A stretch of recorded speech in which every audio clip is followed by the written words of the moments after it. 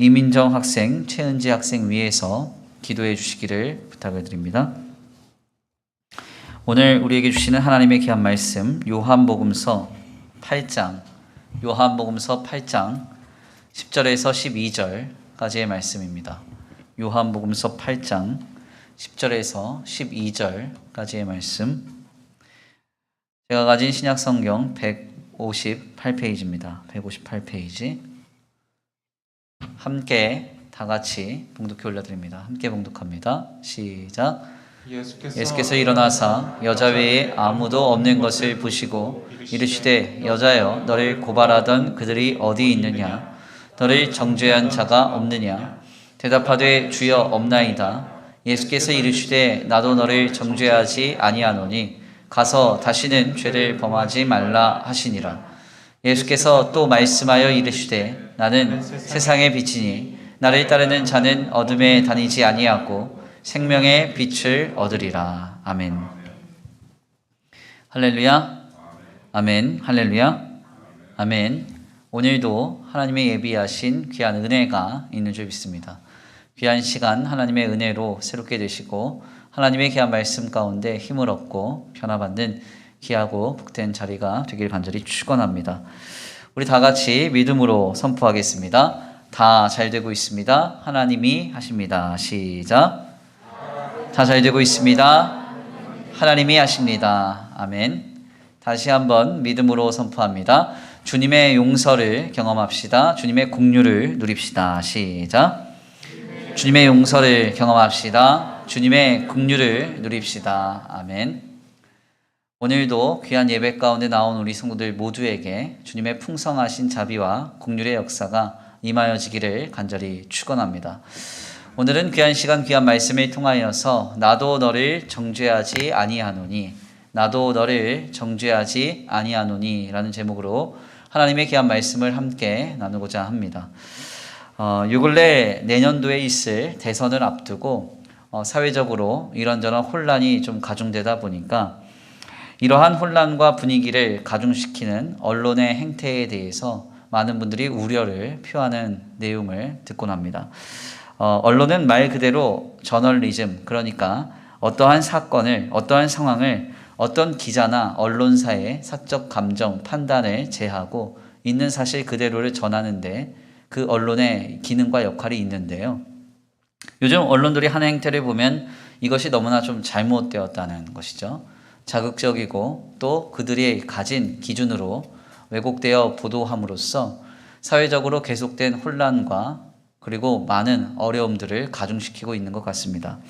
언젠가 이러한 언론의 문제를 다루었던 유머가 좀 회자됐던 적이 있습니다. 인터넷상에서 회자가 됐었는데요. 조크인데 좀 인상적이어서 내용을 좀 가지고 왔습니다. 소크라테스는 이렇게 이야기했다고 전해지죠. 악법도 법이다 이렇게 말했습니다. 이것이 언론에게 보도가 될 때는 이렇게 보도된다는 거예요. 소크라테스 악법 옹호 파장 이렇게 보도가 된답니다. 또 소크라테스가 이런 말을 했어요. 너 자신을 알라 이렇게 말을 했는데 언론은 이것을 이렇게 보도를 하죠. 소크라테스 국민을 바보 취급하며 반말 파문 이렇게 보도를 합니다. 스피노자는 이렇게 말을 했다고 전해집니다. 내일 지구가 멸망해도 나는 오늘 한 그루의 사과나무를 심겠다 이렇게 말을 했는데 이것이 언론에게 보도될 때는 스피노자 지구 멸망 악담 전 세계가 경악 분노 이렇게 보도가 된답니다. 최영 장군은 이렇게 말했다고 전해지죠. 황금 보기를 돌같이 하라. 이것이 언론에게 보도될 때는 최영 돌을 황금으로 속여 팔아 거액 챙긴 의혹. 니체는 이렇게 말했죠. 신은 죽었다. 언론은 이것을 이렇게 보도합니다. 현 정권 신이 죽도록 뭐 했나. 이순신 장군은 이렇게 말했죠. 내 죽음을 아무에게도 알리지 말라. 언론은 이것을 이렇게 보도합니다. 이순신 부하에게 거짓말하도록 지시. 도덕성 논란 일파만파. 김구는 이렇게 말했습니다. 나의 소원은 첫째도 둘째도 셋째도 통일입니다. 언론은 이것을 이렇게 보도합니다. 김구 통일에 눈멀어 민생과 경제 내팽개쳐. 마지막으로 우리 예수님이 이렇게 말했죠. 위선적인 바리새인들에게 분개하시면서 이 독사의 새끼들아 이렇게 말했더니 언론은 이것을 이렇게 보도합니다. 예수 국민들에게 새끼 막말 파문. 네. 어떻습니까? 요즘에 이제 언론들이 보여주는 행태가 이와 같은 것 같아요. 한편으로 동감도 가면서 좀 흥미롭기도 한 조크인데요. 실상 오늘날 언론이 보도하는 행태에 대해서 잘못된 내용을 비판함과 동시에 오늘 우리에게 한 가지 어떤 사건이 전해질 때 그것을 상황적으로 어떻게 해석하고 또 어떻게 인식하느냐에 따라서 그 내용이 완전히 달라질 수 있다는 점을 우리에게 가르쳐주는 내용이라고 할 수 있겠습니다. 이는 오늘 본문 말씀에 대한 해석도 마찬가지인데요. 우리는 지난 시간에 본문의 말씀을 통해서 현장에서 가늠한 여인을 예수님이 긴급하고도 위급한 그 순간에 건져주셨음을 우리가 확인하게 됐습니다. 이는 하나님의 택한 백성들을 절박한 상황 속에서 건지시고자 하시는 주님의 마음을 우리에게 전하는 구원의 메시지라고 우리는 이것을 인식했는데요. 사실 본문은 지난 수세기 동안 수많은 사람들에게 다만 현장에서 가늠한 여인의 죄를 덮어주시는 예수님의 모습으로 오해되곤 했습니다. 그러니까 혹자들에게는 누군가가 현장에서 간음을 하는 중범죄를 저질러도 예수님이시라면 그 죄를 덮어주신다. 그러니까 이 간음이라고 하는 이 죄 자체가 너무나 강한 인상을 주기 때문에 이 죄를 저지른다 할지라도 죄를 덮어주시는 예수님의 모습을 강조하여 해석했던 것입니다. 그러나 이것은 매우 심각한 오해입니다. 우리는 오늘 본문 말씀을 이와 같이 해석해서는 안 돼요. 우리 예수님은 여인의 이 죄를 모른 척해 주시거나 덮어주신 것이 아닙니다. 다만 이 여인을 구원해 주신 것이죠. 아멘입니까? 죄를 덮어준다는 것과 죄인을 구원해 준다는 것은 완전히 별개의 문제입니다. 완전히 다른 이야기예요. 과연 우리 예수님이 이 여인의 죄를 모르셨는가? 혹은 이 여인의 죄를 가볍게 취급하셨는가? 그렇지 않습니다.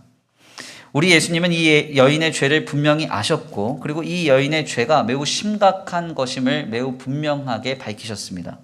그래서 11절 말씀에서 이 여인을 향하여서 다시는 이와 같이 죄를 범하지 말라 말씀하셨고요. 여기서 더 나아가서 12절 말씀에 자신을 따르는 길에 관하여 말씀하시면서 여인이 지난날 저질렀던 죄의 그 모습을 어둠이라는 비유로 말씀하시곤 했습니다. 12절인데요. 우리 함께 다 같이 다시 한번 봉독해 올려드립니다. 12절 함께 봉독합니다. 시작. 예수께서 또 말씀하여 이르시되 나는 세상의 빛이니 나를 따르는 자는 어둠에 다니지 아니하고 생명의 빛을 얻으리라. 아멘.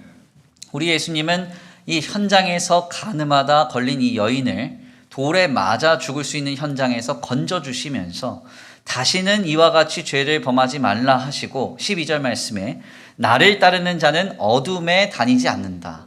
어둠에 다니지 않는다 이렇게 말씀하셨습니다. 12절 말씀에 우리말 어둠이라고 번역된 헬라어 스코티아는 모든 빛이 완전히 사라진 모든 것이 불분명한 흑암의 상태를 의미합니다. 이것은 요한복음서 1장 말씀에서 빛으로 오신 예수님을 믿지 않고 인정하지 않고 그분을 신앙하지 않고 하나님의 구원에서 멀리 떠나가 버린 사람들을 의미할 때 요한복음서 1장에서 그들을 어둠, 스코티아라고 이렇게 주님은 말씀하셨습니다. 즉 오늘 본문 말씀에서 이 현장에서 간음하다 붙잡힌 이 여인의 죄는 구원을 받지 못하는 모든 것이 불투명하고 불분명한 흑암으로 가득한 것이었다는 사실을 우리 예수님은 매우 분명하게 알고 계셨다는 것이죠. 즉 우리 예수님은 현장에서 간음한 이 여인의 죄를 아셨고 그 여인의 죄가 매우 중함도 아셨습니다. 분명한 한 가지 사실은 그럼에도 불구하고 우리 주님은 이 여인을 살리셨습니다. 돌에 맞아 죽을 수밖에 없는 이 여인, 미시나의 방법으로 머리가 깨지고 가슴이 깨지고 사람들에게 돌세례를 맞아서 죽어야 하는 이 여인을 그 현장에서 살려주십니다. 이것은 어떤 의미가 있습니까? 죄를 모른 척했다는 이야기가 아니라 죄인을 구원하셨다는 이야기입니다. 죄로 인한 심판을 받지 않게 하셨고 그 죄인을 그곳에서 건져주셔서 새로운 생명으로 나아갈 기회를 주셨다는 의미입니다. 바로 여기에서 우리는 그래서 예수님께서 10절과 11절에서 연거푸어 언급하신 우리말 정죄라는 말로 번역된 헬라어 카타크리노라는 이 단어를 눈여겨볼 필요가 있습니다. 오늘 본문 말씀 10절에서 11절인데요. 우리 다시 한번 함께 봉독해 올려드리겠습니다. 10절에서 11절입니다. 함께 봉독합니다. 시작. 예수께서 일어나사 여자 외에 아무도 없는 것을 보시고 이르시되 여자여 너를 고발하던 그들이 어디 있느냐 너를 정죄하던 자가 없느냐 대답하되 주여 없나이다. 예수께서 이르시되 나도 너를 정죄하지 아니하노니 가서 다시는 죄를 범하지 말라 하시니라. 아멘. 우리 예수님이 현장에서 가늠하다 걸린 이 여인이 돌 맞아서 죽을 수밖에 없는 그 현장에서 그녀를 건져주시면서 어떤 말씀을 하시는가 하냐면 너를 정죄하던 자가 어디 있느냐 이렇게 말씀하시고 나도 너를 정죄하지 아니하노니 다시는 죄를 범하지 말라 이렇게 말씀하십니다. 여기서 특별히 이 주님은 이 짧은 대화 속에서 이 정죄라는 말을 2번이나 반복하시는데요. 도대체 왜 예수님은 이 말을 반복하셔서 이 단어를 사용하셨던 것일까요? 우리가 이 본문을 이해하기 위해서는 실상 배경적인 설명이 필요합니다. 오늘 우리가 읽은 본문에서 정죄라는 말로 이렇게 번역된 헬라어 카타크리노는 본래 법적인 용어입니다.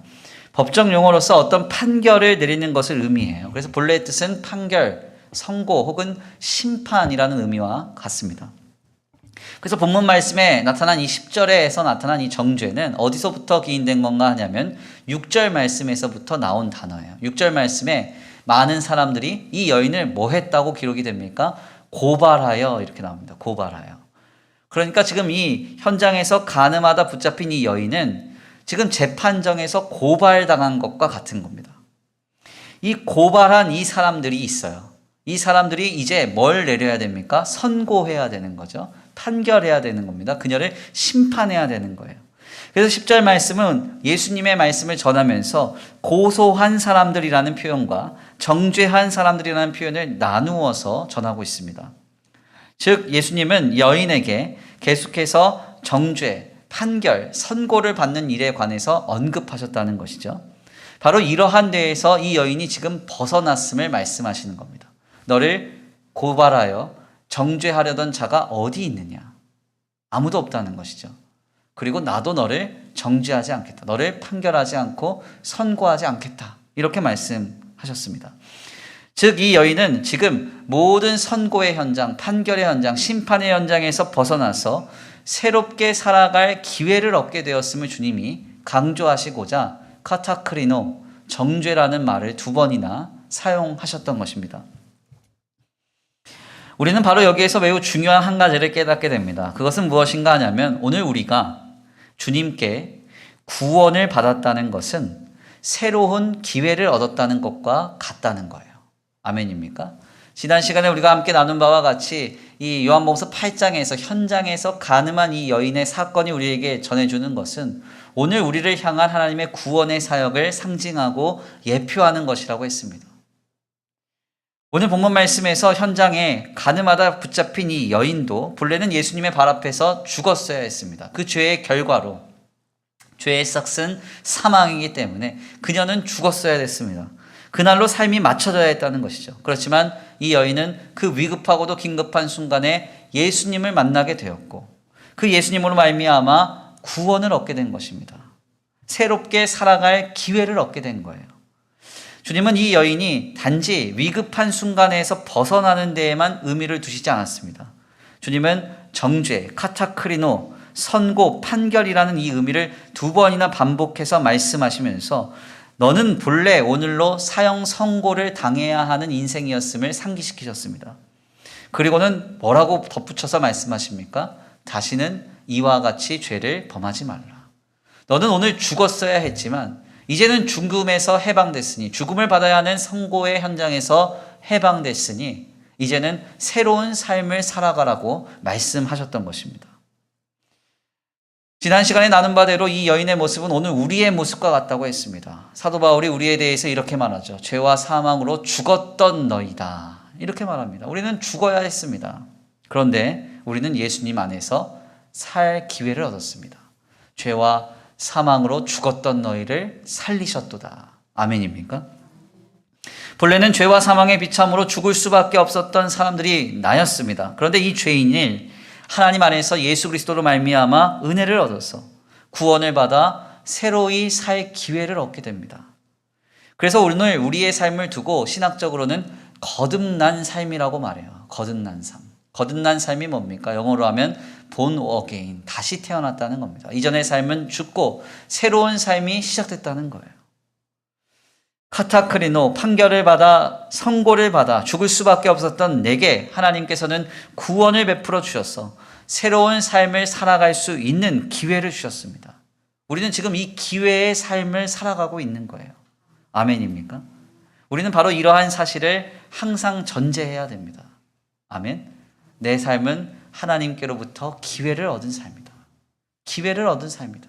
죽을 수밖에 없었던 나의 삶을 하나님이 살려주셨고 새롭게 살아갈 기회를 주셨다. 아멘입니까? 우리의 삶이 정죄받고 판결을 받고 선고를 받아서 끝날 수밖에 없었던 삶이었는데 하나님이 새로운 기회를 주셔서 이 생명의 삶을 살게 되었다는 것을 전제하면 지금 우리의 삶에 나타나는 모든 문제를 대하는 태도가 완전히 달라집니다. 해석과 적용과 반응이 완전히 달라져요. 한번 가만 생각을 해보십시오. 우리의 가정에 문제가 생겼습니다. 본래 그 문제는 하나님께 판결받고 하나님께 선고받고 하나님께 심판받은 현장으로서 그냥 골마 터져서 그것으로 인해서 우리는 죽을 수밖에 없었다. 이렇게 생각하게 되면 어떻게 되겠어요? 그 문제는 실망할 거리, 낙심할 거리, 좌절과 실패할 거리만 되는 거예요. 그렇지만 그것이 아니라 우리가 우리의 삶에 직면하는 모든 문제가 하나님이 긴급히 찾아오셔서 우리가 기회를 얻어 이 문제를 붙들고 살아갈 수 있는 생명의 기회의 삶이라고 여긴다면 그것은 완전히 그 해석이 달라지는 것입니다. 아멘입니까? 우리의 삶의 모든 문제는 하나님이 선고하신 결과로서의 문제가 아니라 이것을 붙들고 살아갈 수 있는 생명의 기회가 되는 거죠. 결국 그 문제는 감사의 제목이 되고 감격의 제목이 되고 이것을 붙들고 생명으로 바꾸실 하나님의 역사를 기대하고 소망하는 현장이 되는 것입니다. 이는 자녀의 문제나 물질의 문제나 각종 생업과 환경의 모든 문제 역시도 마찬가지입니다. 인생을 살아가다 보면 전도서 7장의 말씀처럼 곤고한 날도 있고 형통한 날도 있습니다. 두 가지가 병행되어서 오늘 우리는 우리의 인생의 앞날을 전혀 예측하지 못합니다. 그런데 곤고한 문제가 닥쳐왔을 때 자녀가 사고를 쳤어요. 그럼 그 사고 치는 그 현장을 두고 하나님이 내게 심판하셔서 이 결과가 임했구나. 이렇게 해석하는 것과 하나님이 기회를 주셔서 이 자녀의 문제를 붙들고 씨름하게 하시는구나. 이것으로 인식하는 것은 완전히 해석이 달라지는 것이죠. 어떠한 문제를 보고 우리는 답답해하고 어려워할지 모르지만 그 문제는 이미 우리에게 끝난 카타크리노, 선고된 현장이 아닙니다. 선고된 결과가 아니에요. 다만 하나님이 기회를 주셔서 우리가 여전히 우리의 삶의 현장 속에서 붙들 수 있는 것입니다. 그것을 붙들고 생명의 기회를 열어주시는 하나님의 역사의 통로인 것이죠. 이렇게 생각한다면 모든 순간에 우리의 반응과 우리의 해석은 완전히 달라집니다. 우리가 때때로 오해하는 한 가지가 있습니다. 하나님께서 우리에게 기회를 주셨다고 하면, 새로운 기회를 주셨다고 하면 무엇인가 편안하고 안락한 삶일 것이라고 기대를 합니다. 걱정 없이 행복한 삶을 주셨을 때 우리는 하나님 앞에 내가 기회를 얻었다 이렇게 고백합니다. 그렇지만 성경에서 말하는 역사는 그렇지 않아요. 하나님이 주신 기회의 삶은 마땅하게도 고통을 수반합니다. 한번 가만 생각을 해보세요. 간음하던 이 여인이 간음을 끊어내고 거룩하고 성결하게 사는 삶이 쉬웠을까요? 어려웠을까요? 결코 쉽지 않았을 겁니다. 그 안에 있는 정욕과 탐욕과 쾌락이 그를 너무 괴롭혔을 거예요. 그렇지만 다시는 이와 같이 죄를 범하지 말라라고 하시는 주님의 말씀대로 처절하게 몸부림치면서 거룩하고 경건하며 아름다운 삶을 지켜내는 일은 너무나 어려운 일이었을 것입니다. 죄와 악으로 향하던 삶이 기회를 얻어서 주님으로 향하는 건건하고 거룩한 삶으로 새로이 나아가는 것은 지속적인 갈등과 마찰 그리고 각종 저항을 불러일으킵니다. 오히려 당장 죄의 결과로 죽지 않고 새로운 기회를 얻어서 삶으로 나아가는 것은 더 어려운 일일 수 있다는 거예요. 실상 하나님이 우리에게 주시는 새로운 기회의 삶이 이와 같습니다. 그래서 아트 설교 연구원의 대표이신 김도인 목사님께서는 신자의 삶이란 쉬운 삶이 아니라 어려운 삶이다. 쉬운 삶이 아니라 어려운 삶이다. 이렇게 말씀합니다. 신자의 삶은요, 속도가 중요한 게 아니거든요. 뭐가 중요합니까? 방향이 중요한 거예요. 주님께로 향하는 방향을 지켜내면서 거룩하고 진실하고 신실하게 삶을 세워가야 하기 때문에 처절하게 끊임없이 몸부림쳐야 한다는 것이죠. 이것을 두고 우리는 하나님께 신자가 새로이 살아갈 기회를 얻었다. 기회를 얻었다 이렇게 고백하는 것입니다. 그래서 성경에서는 말하고 있지 않지만 아마도 우리는 추론할 때 본문 말씀에서 예수님께 새롭게 살아갈 기회를 얻었던 이 여인, 너는 다시는 이렇게 범죄하지 말라라고 말씀을 드렸던 이 여인은 아마도 그 이후에 예수님 말씀대로 살아가기 위해 처절하게 몸부림쳤을 거예요. 지난날에 자신이 누렸던 그 쾌락과 그 정욕과 욕심을 다 끊어내고 경건하고도 아름답고 거룩하게 살아가는 그 길을 지켜내기 위해서 정말 처절하게 몸부림쳤을 것입니다. 이것이 바로 하나님이 주신 기회의 삶이라는 거예요. 아멘입니까? 이는 오늘 우리에게도 역시 마찬가지입니다. 우리의 삶은 예수님으로 말미암아 구원을 얻어서 새로운 삶을 살아갈 기회를 얻은 삶입니다. 아멘. 이 기회를 얻은 삶은 다시는 죄를 범치 말라 하신 주님의 말씀을 붙들고 사는 삶이기 때문에 때때로는 너무 고단할 것입니다. 어렵고 번민되고 고통받을 수 있습니다. 그러나 이 삶은 죄로 인한 선고받은 삶이 아니고 결국 생명을 얻게 하시는 하나님의 은혜로 가득한 삶임을 우리는 잊지 말아야 됩니다. 특별히 12가지의 인생의 법칙이라는 책으로 우리에게 잘 알려진 세계적인 심리학자 조던 피터슨이라는 사람이 있습니다. 이 사람이 그의 신작저서인 질서 너머라는 책을 썼는데요. 이 책에 보면은 그가 아주 인상적인 표현을 우리에게 전합니다. 실상 고대의 문자나 이야기를 잘 들여다보면 삶이라는 말은 고통이라는 말과 아주 밀접한 관계가 있대요. 결국 오늘 우리의 삶은 고통으로 가득한 삶의 순간순간 속에서 기회를 얻는 것이라고 이 사람은 표현합니다. 그래서 이 사람이 한 가지 예를 드는데 아주 인상적이에요. 아브라함이 하나님께로부터 명령을 받아서 그의 본토 아비 친척집을 떠나는 사건을 이 책에서 언급합니다. 그러면서 이렇게 말합니다. 이런 상황에서 아브라함을 포함해 제정신인 사람이면 누구나 하나님과 양심의 소리에 귀를 기울이는 것이 삶의 책임과 모험의 부담을 짊어지는 것이 현명한 결정이었는지를 의심할 것이다. 안전한 고향집에서 편안하게 해먹에 누워서 포도를 까먹는 것이 더 낫지 않았을까 하고 말이다. 하지만 그런 안락함이 당신을 세상으로, 당신을 운명으로 불러내는 것은 아니다. 당신을 불러내는 건 투쟁과 충돌이다. 상대방과의 격렬한 다툼, 치명적인 놀이다. 인생의 모험에 뛰어들어서 양심의 소리에 귀를 기울이면서 책임을 짊어지고 당신 자신과 세상을 바로 잡기 위해 노력하다 보면 좌절과 실망, 동요를 걷기도 할 것이다. 그것은 불가피한 일이다. 그러나 거기가 바로 가치 있는 삶이 영원히 발견되는 곳이며 당신 또한 의지만 있다면 그런 삶을 발견할 수 있는 곳이다. 아주 인상적인 표현이죠. 무슨 말입니까? 하나님이 아브라함을 부르셔서 새로운 기회를 주신 그 삶, 갈대아 우르 지방에서 아버지와 본토 친척집에 머물지 않고 너는 내가 내게 지시할 땅으로 가라 하는 주님의 말씀을 듣고 소위 비옥한 초승달 지대라고 하는 그 초승달 지대, 못해도 한 1200km가 넘는 그 거리를 그가 여행합니다. 그래서 결국 가나안을 향해서 걸어갑니다. 이러한 새로운 생명의 기회의 삶은 본래 아버지의 집보다는 훨씬 더 고단하고 훨씬 더 어렵고 훨씬 더 좌절과 실망이 가득한 삶이었다는 것입니다. 그렇지만 거기서 치열한 모습으로 부딪힐 때 영원한 가치의 삶이 시작됐다. 생명의 기회를 얻는 역사가 시작됐다는 거예요. 아멘입니까? 우리는 지금 주님이 주신 생명이 가득한 기회의 삶을 살아가고 있습니다. 아멘입니까?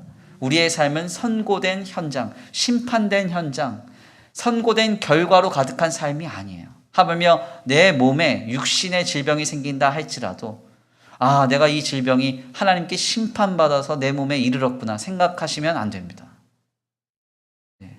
보통 이제 집안의 악재나 개인의 우환이 닥치면 내가 도대체 하나님 앞에 뭘 이렇게 잘못했기 때문에 하나님이 나한테 이런 결과를 주시나 하면서 선고된 결과로서 그 현장을 바라보잖아요. 성경에서 말하는 건 그렇지 않아요. 뭐라고 말씀합니까? 그 문제를 붙들고 새로운 생명의 삶으로 나아갈 기회를 주셨다. 아멘입니까? 몸은 내가 아프지만 이 문제를 붙들고 하나님 안에서 생명으로 향하여 나아갈 새 기회를 얻었다. 우리의 삶에 많은 문제와 우환이 있지만 그 문제를 붙들고 하나님은 새로이 나아갈 기회를 주셨다. 그렇게 우리는 해석해야 하는 것입니다. 여기서 중요한 점은 주님이 주시는 이 기회가 주님이 마치실 때까지 끝나지 않는다는 거예요. 네. 요기베라가 그랬잖아요. 끝날 때까지 끝난 게 아니라고. 야구 경기에만 이 얘기가 쓰여지는 게 아닙니다. 주님이 끝이라고 할 때 이 기회는 그쳐지는 거예요. 그래서 성도의 삶은 함부로 예단하는 게 아닙니다. 어떤 사건이 딱 닥쳤을 때 와, 내 인생 끝났어. 이제는 소망이 없어. 이제 다 끝난 거야. 이렇게 판단하시면 절대 안 돼요. 하나님이 끝이라고 할 때까지는 끝이 아닙니다. 오늘 본문 말씀에서요. 이 여인도 현장에서 가늠하다 걸렸을 때 어떻게 생각했을까요? 내 인생 끝났다 생각했을 거예요. 예수님 당시에 얼마나 많은 사람들이 현장에서 가늠하다가 돌 맞아 죽었는지 몰라요. 특별히 여인들이. 이것을 이 여인은 어린 시절부터 지금에 이르도록 보았을 것이고 들었을 것이고 익히 알았을 겁니다. 그러니까 본인이 현장에서 가늠하다 걸렸을 때 아, 내 인생 끝났구나. 난 이제 죽는구나 생각했을 거예요. 사람들에게 이리저리 질질질질 끌려가면서 그 수치를 당하면서 이제는 곧 머리가 깨지고 가슴이 깨지고 돌세례를 맞아 죽는 그 현장이 얼마나 두려웠겠습니까?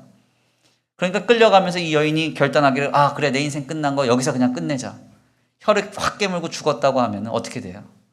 오늘 본문 말씀에 이토록 아름다운 구원과 용서와 자비의 사건은 우리에게 전해지지 않는 거예요. 어떻게 됩니까? 성경은 말합니다. 이 여인이 예수님 앞에 섰다고. 예수님이 이 여인을 만나주셨다고. 그리고 새롭게 살아갈 기회를 얻었다고. 성경이 말하고 있는 것입니다. 그래서 여기서 중요한 점은 오늘도 우리에게 새로운 삶의 기회를 주시는 주님을 향한 신뢰입니다. 어떤 현장이 우리에게 다가와도 어떤 결과가 우리에게 다가와도 이것은 완전히 끝난 선고된 결과로서의 현장이 아닙니다. 새롭게 살아갈 기회를 얻은 거예요. 현장에서 가늠하다 붙잡혀서 군중들에게 처절하게 끌려다니고 있어도 모든 사람들에게 수치를 당해서 이제는 도저히 일어날 수 없다 하는 그런 현장이 우리에게 닥쳐온다 할지라도 내 인생은 끝난 게 아닙니다. 주님이 우리를 붙드시기만 하면, 우리가 주님 앞에 서기만 하면 아멘입니까? 성도는 우리에게 새로운 기회를 주시는 하나님을 날마다 순간마다 경험하게 되는 것입니다. 이 주님을 향한 무한한 신뢰를 우리는 회복해야 됩니다. 신실한 청교도였던 토마스 구디는 그의 책 믿음의 본질을 통해서 그 내용을 이렇게 전해요. 이 진리를 적용하는 것은 언제 어느 때든지 하나님을 신뢰한다는 것이다. 과거에도 계셨고 지금도 계시며 장래에도 계실 하나님은 자비로운 여호와이시기 때문이다. 최악의 때는 당신이 바로 당신의 자비로운 여호와께 죄를 범했을 때다. 하지만 그런 때에는 여호와께 나아오라. 실제로 우리가 거룩하게 행했을 때 바로 그때에만 자비와 용서를 받을 기대를 품고 하나님께로 나올 수 있다고 상상하지 마라. 그렇지 않다. 언제든 하나님을 신뢰하라. 자신을 낮추고 하나님께로 돌이켜 나아오기만 하라. 하나님께로 다가가라. 그러면 하나님은 당신에게로 다가가신다. 하나님은 사람과 같지 않다. 기분이 좋을 때 이따금씩 자비로운 분이 아니다. 하나님은 항상 지속해서 자비로우시다. 하나님은 회심할 때 그의 자비하심으로 인해 당신의 모든 죄악은 용서를 받는다. 자비는 당신과의 관계를 끊은 적이 없다. 하나님이 하늘에서 하시는 일은 자비를 영원토록 지속하는 것이며 인자와 은혜와 역사를 하늘에서도 풍성하게 펼치시는 것이다. 아멘입니까? 토마스 구디는 이렇게 말해요. 놀라운 이야기입니다. 언제든 하나님을 신뢰하라. 죄를 범하여서 내 인생이 망가질 때에도 하나님 앞에 내 얼굴을 들고 서지 못하는 그 처절한 순간에도 어떻게 하라는 거예요? 언제든 하나님을 신뢰하라. 자신을 낮추고 하나님께로 돌아오기만 하라. 하나님께로 다가가라. 그러면 하나님은 당신에게로 다가가신다. 하나님은 사람과 같지 않대요. 기분이 좋을 때 이따금씩 자비로운 분이 아니라 항상 지속해서 영원히 자비로우시다. 아멘입니까? 어떤 순간에도 우리가 어떤 상태라 할지라도 우리가 주님을 신뢰하고 주님 앞에 서기만 하면 우리에게 새롭게 살아갈 기회를 주신다고 성경이 말하고 있습니다. 새로운 삶을 살아갈 기회가 무엇입니까? 어둠을 물리치고 빛으로 삶을 채울 기회, 돌이켜서 죄를 짓지 않고 생명으로 나아갈 기회, 모든 것을 선으로 바꾸사 하나님의 영광을 나타날 삶의 새로운 기회를 주신다는 것입니다. 어떤 문제가 있나요? 우리의 가정에, 우리의 직장과 생업에, 우리의 삶의 자리 곳곳에 그 문제는 선고된 현장이 아닙니다. 우리의 삶을 빛으로 채울 기회요, 하나님의 영광을 나타낼 기회요, 우리의 삶이 생명으로 나아갈 기회인 줄 믿습니다. 그 놀라운 역사의 주인공 되시기를 간절히 축원합니다. 코로나로 인한 어려움을 계속 말하지 않을 수 없는 요즘을 우리 모두가 지내고 있습니다. 특별히 코로나 시대는 성도와 교회에 미치는 영향이 지대했어요. 코로나 시대를 지내면서 우리는 우리 교회와 성도들의 깊숙한 곳에 숨겨두었던 치부와 문제를 많이 발견합니다. 특별히 이 일들로 인해서 많은 성도들이 신앙의 회의를 느끼고 각종 어떤 어려움을 토로하고 있습니다. 이 과정 속에서 누군가는요, 한국교회의 선교 종말을 논합니다. 이제 한국교회는 전도할 수 없는 시대에 돌입했다. 전도가 안 된다. 또 어떤 이는 교회의 종말을 논합니다. 이제 함께 이렇게 모여서 공동체의 어떤 멤버십을 가지고 그 뜨거움을 가지고 서로가 서로를 돌보고 성도의 교제를 누릴 수 있는 시대는 끝났다. 네, 그렇게 말하곤 합니다. 그렇지만 저는 절대 이와 같이 생각하지 않아요. 저는 코로나 시대를 지내면서 하나님께서 주님의 교회와 교회된 성도들에게 다시금 기회를 주셨다고 생각합니다. 아멘입니까? 우리 자신들을 돌아보고 진정한 교회됨을 회복하며 아름다운 성도의 신앙을 세워갈 기회를 이 코로나 시대에 주셨다고 생각합니다. 지난 10월 6일에 크리스찬 투데이에서 보도된 자료에 따르면 큰 은혜교회 성도 1000명 이상을 리서치한 결과 성도들은 절반 이상이 지금 심각한 영적인 침체를 겪고 있는 것으로 조사됐습니다. 코로나 시대가 거의 2년 가까이 지속되다 보니까 성도들은 내적으로 너무 힘든 거예요. 함께 예배하지 못하고 교제하지 못하고 기도하지 못하고 또 신앙생활에 말씀으로 기도로 몸부림치는 일이 한계가 있다 보니까 너무나 깊은 어떤 신앙의 침체가 찾아오는 것이죠. 뿐만 아니라 외부적으로 들려지는 뉴스들, 교회의 문제, 성도들의 문제들은 성도들의 마음을 더 상하게 합니다. 이러다 보니까 결국 신앙의 깊은 회의감이 그를 사로잡는 것이죠. 지금 한국교회는 마치 현장에서 가늠하다 걸린 여인처럼 이리저리 끌려다니고 사회적으로 각종 지탄을 받으며 수치를 받고 있습니다. 그렇지만 우리가 한 가지 잊지 말아야 할 사실이 있어요. 우리는 결국 주님 앞에 서게 될 것이라는 겁니다. 아멘입니까? 주님의 발 앞에 서서 결국 새롭게 나아갈 생명의 기회를 얻게 될 거예요. 주님께서 우리에게 생명의 기회를 주셔서 죄와 상관이 없는 빛으로 가득한 교회와 빛으로 가득한 교회된 성도들을 세워가시리라 믿습니다. 그 놀라운 기회를 우리가 이 시기 가운데 경험하고 있는 거죠. 앞서 발표된 조사에서 성도들은요, 약 82%가량이 하나님 앞에서 뜨겁게 찬양하며 열광적으로 예배할 수 있는 것을 기대하고 원하고 있다고 조사됐습니다. 1000명 이상이 조사됐으니까 적어도 한 850명 가까이 되는 분들이 말한 거예요. 무엇을 기대하고 있습니까? 하나님 앞에 뜨겁게 예배하고 예전처럼 열광적으로 예배할 수 있는 것을 원합니다. 이것이 무엇을 반증하는 것일까요? 우리는 지금 겉으로는 침체되고 있는지 모르지만 하나님께서 모든 환경과 조건을 새롭게 조장해 주셔서 정리해 주셔서 우리가 함께 모여 예배할 수 있는 그 시점이 되면 우리의 이 뜨거운 열방이 겉으로 터져나와서 신앙의 그 뜨거움으로 하나님 앞에 예배할 수 있는 그 놀라운 시대가 다가오고 있다는 것입니다. 저는 그날을 기대하고 소망해요. 네. 다른 부 예배에선 제가 말을 하지 않았는데 그 요 근래 이제 잉글리시 프리미어 리그 이런 거 축구 경기를 보시면 특별히 그 작년까지는 코로나로 인해서 관중이 들어오지 못했거든요. 근데 지금은 이제 영국 사회는 위드 코로나라서 접종자에 한해서는 마스크를 벗고 사람들이 다 들어와서 이제 경기를 봅니다. 근데 그 경기 이제 개막식을 보면요. 사람들이 응원을 하는데 정말 미친 듯이 응원을 해요. 미친 듯이. 죄송합니다. 이런 얘기 하면 돼요. 네. 우리가 언젠가 하나님이 모든 것을 허락해 주셔서 마스크를 벗고 함께 모여서 예배할 수 있다고 하면 그것보다 더 열광스럽게 예배하지 않겠습니까? 겉으로는 침체되고 있는 것 같지만 교회가 무너진 것 같지만 그렇지 않아요. 하나님이 허락만 해주시면 모든 것을 회복시켜 주시면 우리는 하나님 앞에 열광스럽게 예배할 것이고 그 현장 속에서 주님은 주님의 교회와 교회된 성도들을 크게 들어 사용하실 것입니다.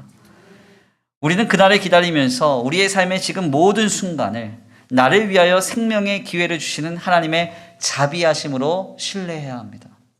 지금 우리 주님은 우리에게 생명의 기회를 열어주고 계십니다.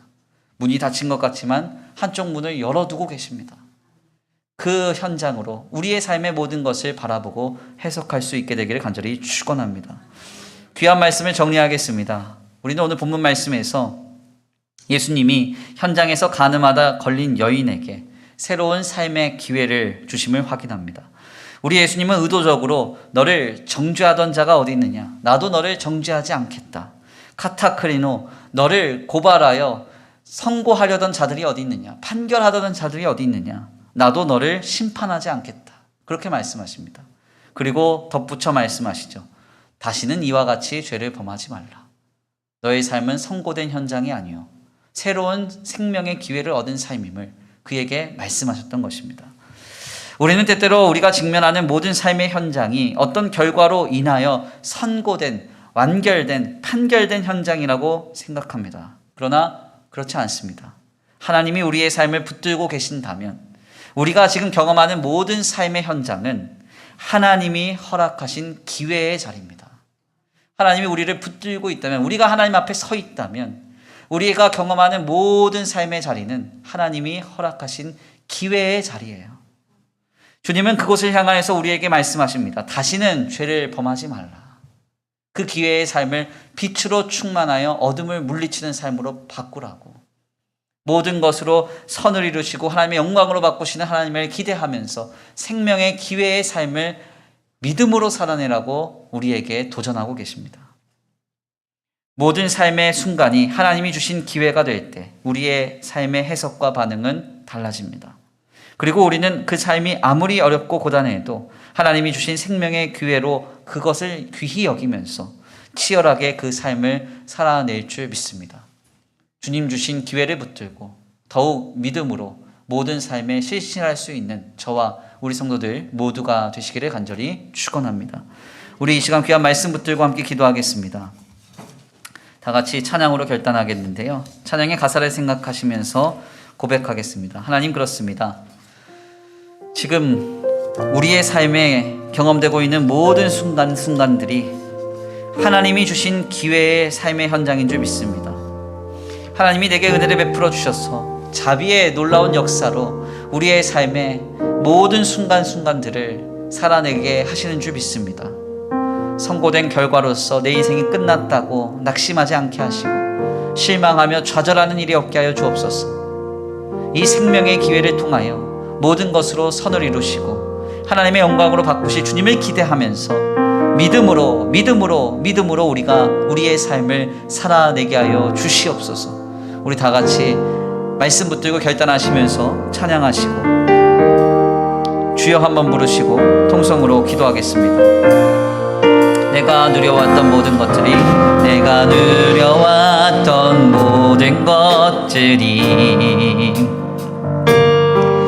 내가 지나왔던 모든 순간이 내가 걸어왔던 모든 순간이 당연한 것 아니라 은혜였소. 아침 해가 뜨고 저녁에 봄의 꽃향기와 가을의 열매, 편안한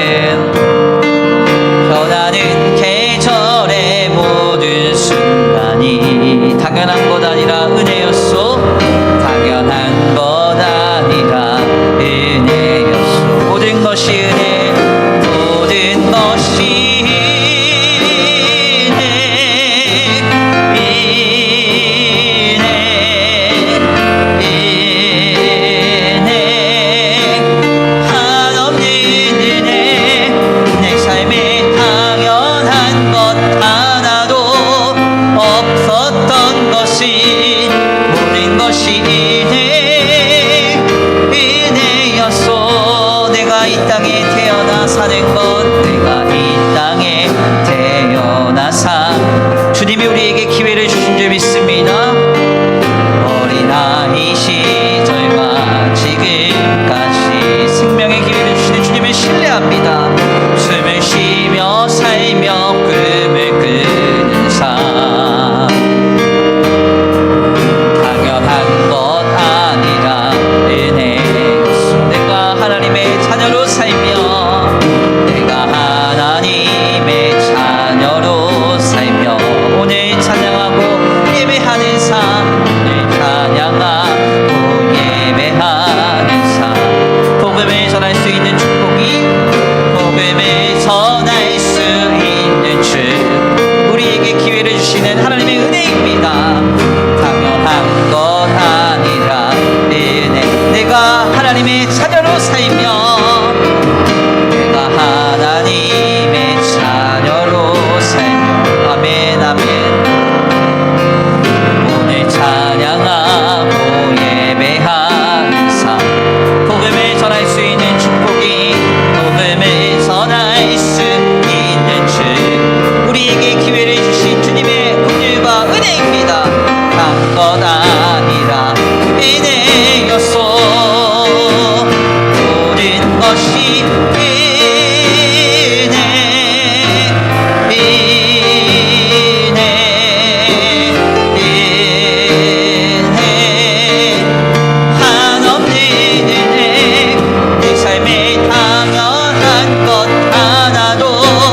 없었던 것이, 모든 것이 은혜, 은혜였어. 모든 것이 은혜, 모든 것이 은혜,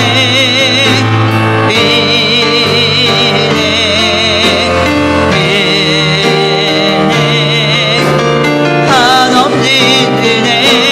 내 삶에 당연한 것 하나도 없었던 것이, 모든 것이 은혜, 은혜, 모든 것이 은혜입니다. 모든 것이 은혜,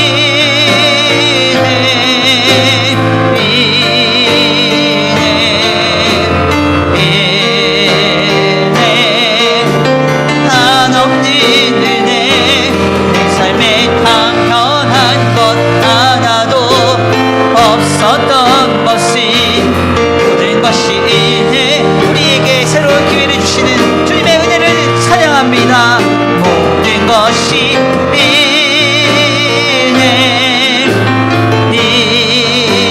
은혜,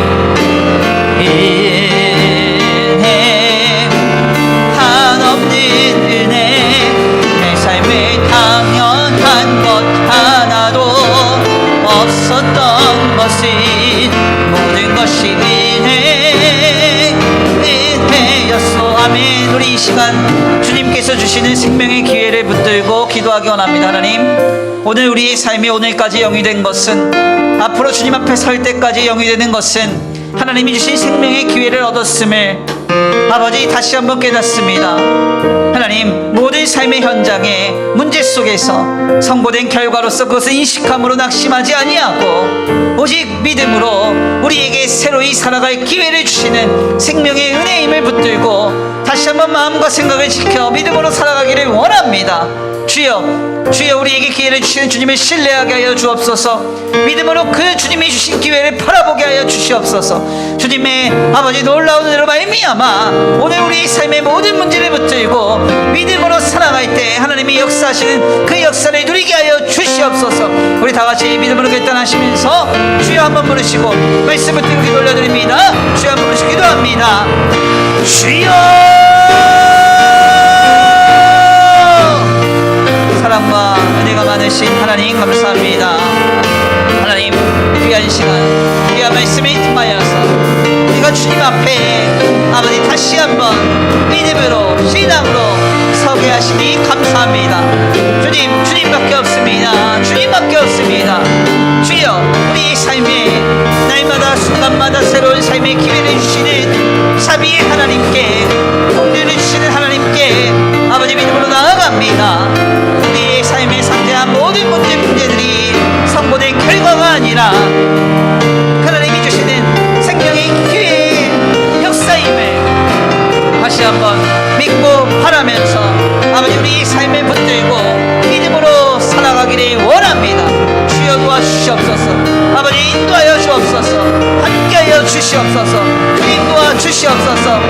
우리 삶의 문제를 아버지 직면할 때마다 아버지 그것이 판결된 결과로 선고된 결과로 바라보므로 낙심하고 실망하며 아버지 주저앉는 일이 없게 하시고 그 모든 문제 상황 속에서 우리에게 새로운 기회를 열어주시는 생명의 기회를 주시는 주님의 은혜를